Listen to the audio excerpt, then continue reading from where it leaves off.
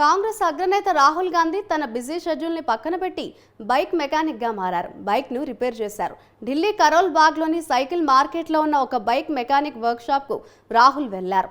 బైక్ను ఎలా రిపేర్ చేయాలో మెకానిక్లను అడిగి తెలుసుకున్నారు. సైకిల్ మార్కెట్లోని వ్యాపారులు, మెకానిక్లు, కార్మికులతో ముచ్చటించారు. వీటికి సంబంధించిన ఫోటోలను రాహుల్ గాంధీ ఫేస్బుక్లో పోస్ట్ చేశారు. రెంచీలను తిప్పుతూ మన దేశ చక్రాల ముందుకు సాగేలా చేస్తున్న వారి నుంచి ఎంతో నేర్చుకున్నానని రాహుల్ వ్యాఖ్యానించారు. ఈ కార్మికుల చేతులే భారత్ను నిర్మిస్తాయని రాహుల్ అన్నారు. వారి బట్టలకు అంటుకున్న గ్రీసు మన దేశ గౌరవం, ఆత్మాభిమానం అని తెలిపారు. ప్రజల నాయకుడు మాత్రమే వారిని ప్రోత్సహిస్తాడని అన్నారు. మరోవైపు కాంగ్రెస్ పార్టీ ట్విట్టర్ ద్వారా స్పందిస్తూ భారత్ జోడో యాత్ర కొనసాగుతూనే ఉందని వ్యాఖ్యానించింది.